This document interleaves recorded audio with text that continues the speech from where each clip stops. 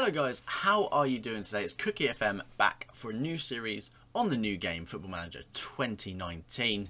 And yes, we are with Hungerford Town Football Club, not too far from me actually, up in Berkshire, about an hour and a half away from little old Christchurch in Bournemouth.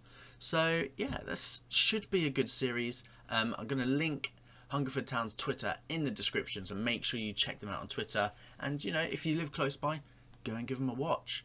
I'm going to be going up there hopefully in a few weeks time, or whenever I can get the time on a Saturday to go up and watch them, but it should be good. National League South, so bottom of the sort of default pyramid in Football Manager, and yeah, the aim is to get them to the top. As the title says, journey to the top. It's going to be some journey, but we're going to do it together. So yeah, in this episode we're just going to sort of go through this and that, just first look at the game and at the squad really. So let's get into it. So yeah, as we can see here, you know, founded in 1886, semi-professional club, so I might be able to get a few players on non-contracts. Some players will obviously require being paid. Nice white and red kits. We play at the Ball Pit Lane. Yeah, competitions you can see there, and teams is just us. We don't share it with anyone else, and it's 2,500 capacity. We're just going to check to see if we own the stadium. Facilities and club owned. Yeah, so we own the stadium. We've got 300 seats, 2,500 capacity. That's pretty decent for a National League South side that I've only just come up with within the last few seasons. Looking at the facilities, it's okay. Basic, poor, minimal junior coaching and limited youth recruitment. So obviously that will require improvement over time. Let's go and have a look at the squad first and foremost. So yeah, this is the squad. We've only got the, I think it was it 16? Yeah, so we've only got 16 players at the moment. Best of the bunch going on star ratings is Marvel Ekpiteta. Yeah, just gonna apologise right now for butchering these names. I'm gonna absolutely butcher all of them. But yeah, I mean, it looks okay. Yeah, you know, it looks okay. Let's just have a look on the report. So he's a decent National League South side player. So, you know, looking at these star ratings, we've got to get, I would probably say at least a 4-star. Not even a 4-star, because that's still regional Premier Division quality. 4.5-star current ability player to be decent enough for the National League South. So that's going to be rough. That's going to be rough to try and get. We're going to have to do a lot of delving into the transfers and stuff like that. But yeah, and after looking at that, it's pointless going through the other players because I don't think that they're going to be good enough for this league, to be honest with you. Oh, Ramon Rose. Is that the one that used to play at QPR? Ah, it is. The young lad. Young QPR lad, remember him back in the day. He should be quite decent. He's got some good dribbling, some good finishing, long shots and flares, pretty decent. I'm going to change these colours, not the colours, I'm going to change the values so that they represent average, good and excellent attributes a little bit more better. So yeah, so we'll do that in a bit. Obviously we've got no under 23s, no under 18s. Staff wise, we've got 3 coaching staff. So we've got Kevin Watson as the assistant manager, and he's on a non-contract, and Jeremy Newton as the coach, and he's on a non-contract as well. And literally the only other person we've got is a non-contract April Symes as the physio. But yeah, looking at that, that's not too bad actually. And while we're looking at staff, we'll quickly look at my sort of stats. So I've gone with the qualifications and experience I've got in real life. So I used to play semi-professionally for a Southern Combination League club called Ferring. Played for them for about a season, not too long, before my legs gave way, and you know, had to retire early at the tender age of 20 odd. But we've got a Continental C license in game. I think that equates to a level 2 on the English FA coaching pyramid. I've also got, I've put it as that as well because I've got like the youth levels up to UEFA B, so that, you know, that would be quite decent. Yeah, so here's the attributes. We've gone for determination of 10, level of discipline 10, man management and motivating 10, player and youngster knowledge is at 5, and then we've picked out a few on the coaching side. We've picked out attacking, technical, both on 10, working with youngsters 12, and mental 8. And obviously our reputation is pretty dire, 5%. So yeah, we haven't sorted the tactics out yet, but if you haven't seen the tactics screen on Football Manager 2019 yet, this is it. You have these presets where you can, you know, preset up. So we'll just go, let's just say gegenpress. This is, you know, the sort of preset that it will come up with. So you go, yeah, I want to choose that. Then we're going to go, sort of, it's going to give you 3 formations that are suited to gegenpress style. So you got the 4-1-4-1, you got the 4-2-3-1, and you got the 4-4-2 diamond. Then you just click confirm, and it'll put all those positions in, all those roles in, and Bob Drunker, you're in. But what we're going to do is we're going to load up a beautiful 4-2-4 direct tactic, which we're probably going to play, to be honest with you. It's going to be quite hard to find players that fit this, I would imagine. Fullbacks are probably going to have to be on defend, because yeah, we don't want to get beat at the back. No nonsense centre back. So if you haven't noticed, there's the defensive centre back is no longer a thing. You got no nonsense centre back, and at fullback you also have no nonsense fullback. So there's that you're going to be sort of dealing with as well. I'm just going to remove all the player instructions off the fullbacks because we don't need any of them on. The other one is pressing forward. So defensive forward is no longer a thing. Pressing forward is a thing, and it's got a defense, support and attack option. And this is the formation that I played with Leicester in the beta save. So yeah, we're gonna go with that. We're gonna take off short passing from the back, just because I don't want to be too risky. Don't want to be too risky there. But this is a formation that we're going to try and fit players into. Obviously, we've only got that one player, which is classed as a National League South player. But you know, we'll have a look. We'll have a look what's about, who's where, and all that sort of stuff. Training, the other big part of Football Manager 2019. One of the other big changes. Obviously, we're a semi-professional club, so we only train twice a week, or 3 times a week if there's no game. And yeah, this is basically it. So you can, I won't right click, I'll go into it properly. So yeah, you've got all these different options. You've got general, lots of basic options there, and you know, each option tells you what it does for each different unit. And if you haven't, we'll go to units in a minute, but if you haven't seen the units, it's obviously a goalkeeping unit, a defensive unit and an attacking unit. There's no such midfield unit anymore.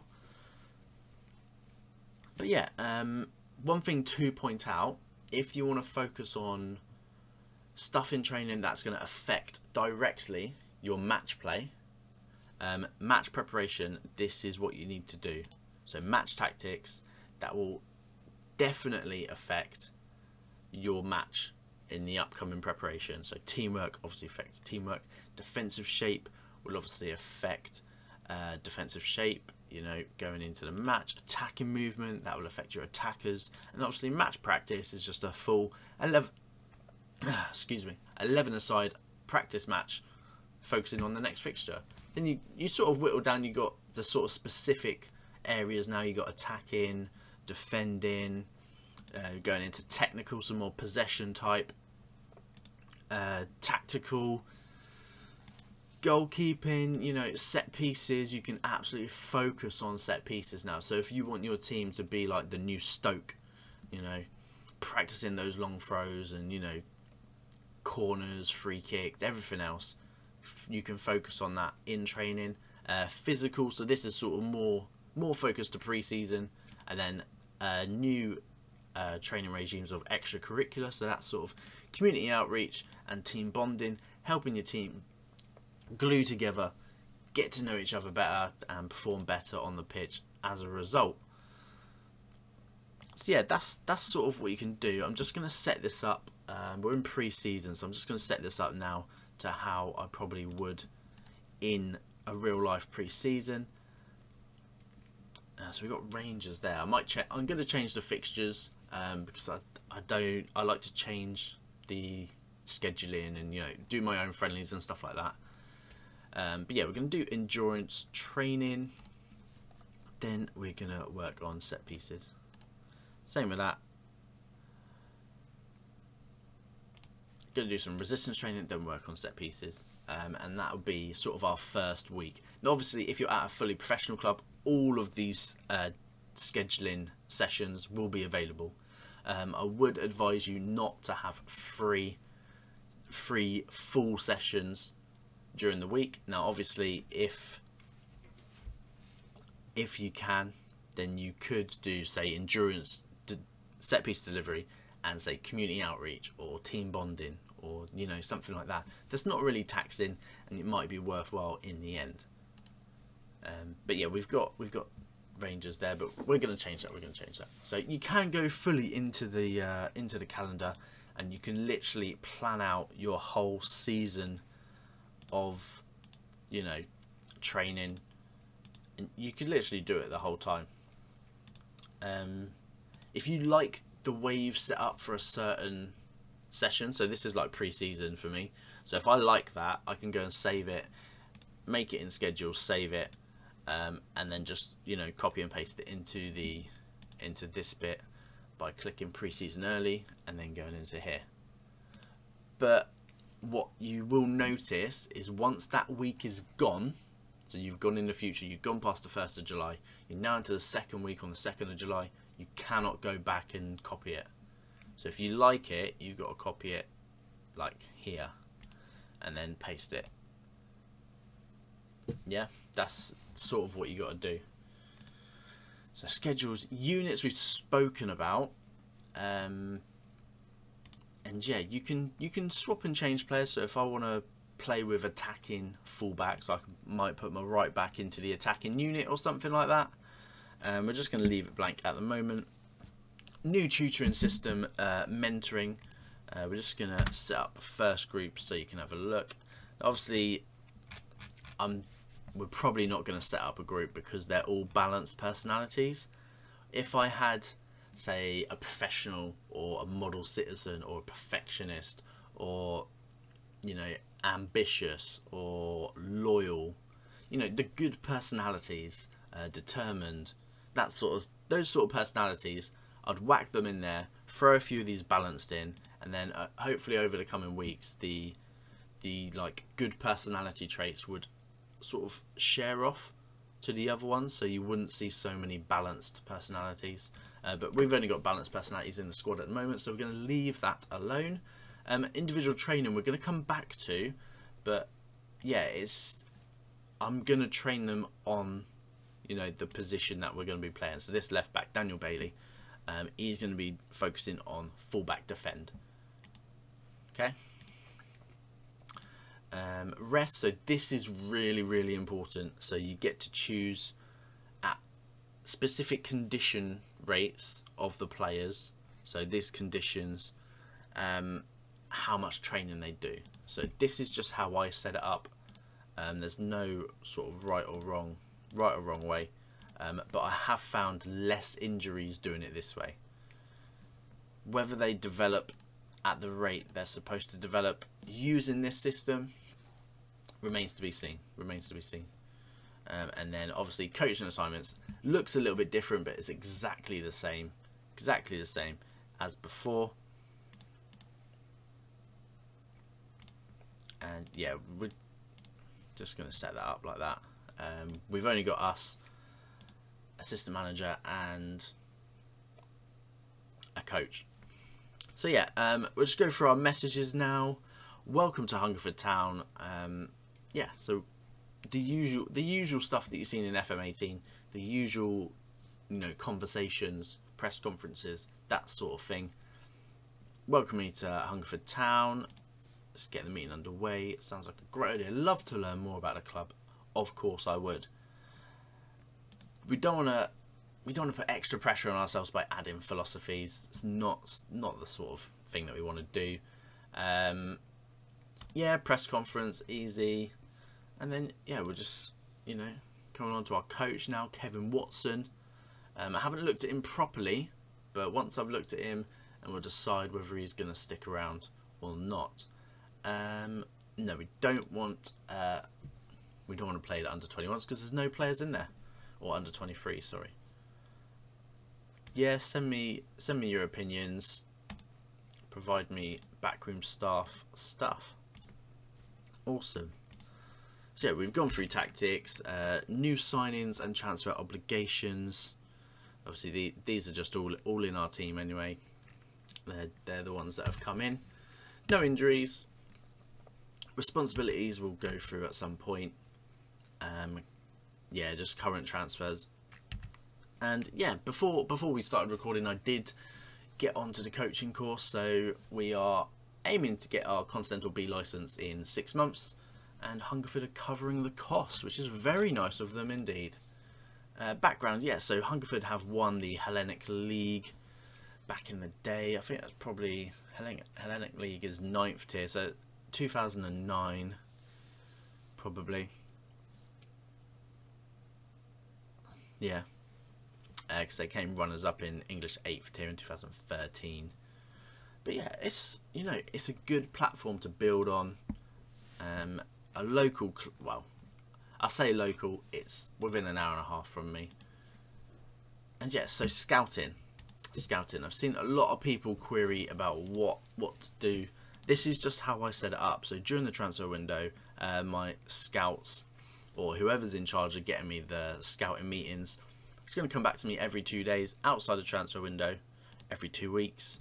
We're going to scout them until full knowledge and keep scouting them until full knowledge. Then we're going to go actually into the player search. Now, we haven't got any packages for the scouting budget, but we've got 10,250, 10.25 thousand, you know, budget. So we're going to go, not going to bother with the youth packages. Senior package, we're gonna spend that whole 10,000.25.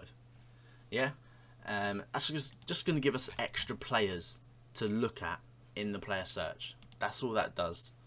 And yeah, one thing I always do is click both of these, click slightly interested, because then you sort of get a feel for what players will want to join you. And then obviously the way that we're going to be looking at this is looking at position, looking at expired contracts, and going through there. I mean, one name there, what a legend he is, Joe Tessum, absolute legend. He might not be good enough for the National League South. I would doubt it. His attributes look alright though. Apart from physically, he's got no pace whatsoever. So he'd sort of be a holding midfielder, I reckon. But yeah, this is basically how we're going to scout. And then if I'm looking for loan players, which is very possible, looking for loan players, I'd go Premier League, and then just, you know, just come down the league, see what's the highest. League One, so there's a few players in League One that we could loan. So like Charlie Higgs, striker, he looks decent. We could loan him in. He could make us a better team. You know, it's just stuff like that. Stuff, it's so simple to think of, but sometimes you just need someone to tell you how to do it. You know what I mean? But yeah, that's sort of what we're gonna do. Let's have a look at competitions then. So obviously we're in the FA Cup. We enter the second qualifying round and we're expected to reach the second qualifying round. So simple, no pressure. Same with the FA Trophy, enter the third qualifying round, and we're expected to reach that round. National League South, fight bravely against relegation. Now, that means, obviously, if we don't stay up, we will get sacked no matter what, because there's no league underneath the National League South on the default database for Football Manager 2019. But if we go into it, we'll see. Let's have a look at the season preview. We're rock bottom. Yeah, we're predicted to finish rock bottom. So it's going to be tough. It's going to be very, very tough. I mean, even the promoted sides like Billericay, they are bag load cash. Dulwich, they're pretty decent actually, because they've got a pretty good youth system, and they usually feed into Crystal Palace. Usually. I know a lot of Crystal Palace players. When I was working at Crawley Town, there was a lot of Crystal Palace players that used to come from Dulwich and used to come through us at Crawley. But yeah, you know, Slough is probably the other team that I'm going to be battling at the bottom with. Oxford and Gloucester and Weston-super-Mare and Truro, to an extent, I would say, they're going to be down the bottom. So, you know, we really need to win those games against Oxford, Gloucester, Slough, Weston-super-Mare, Truro. Sort of anyone below 15th on this predicted table. That's what we're going to do. And then, you know, against the bigger sides, we're going to just have to try and get something and concede as least amount of goals as we can. Sounds obvious. Sounds a bit like Michael Owen commentating, but you know what I mean. That's what we're going to have to try and do. Right, so let's change the friendlies. Let's change the friendlies. First league match is against St Albans. St Albans. So they're down there on the predicted list, I noticed. Right, so we're going to try and get some money into the club by playing large teams. There's no large teams available there. Or there. Or there. Well, this is going well. This is going well. We might have to... Oh, there we go. Right, Saturday the 30th of June. Very large teams. And you're looking for the team that costs the most. So Derby County or Villa. Probably Villa, because they're going to bring in some money. They're going to bring us in some money. Right, another large team. Is it Rangers or Hearts? Probably Rangers. They've probably got the bigger fan base than Hearts. So bring them in and see how that does. And then, yeah. Can we have... Oh, we can have another one. Quality. We're going to go Aberdeen. And then... So we've got 3 big friendlies. Can we add another one? Not there. We can add another one. So let's have a look. Sunderland, Sheffield United, Fulham. I think we'll go with Fulham. Just because they're in the Premier League. They'll have a bit of following. And then basically these last two, this last week before the league starts, we're just going to go at home, play very small teams. So let's play Chapstow. And let's play on the Sunday. Let's play... Oh, we play... we got Poole Town. They recently got relegated.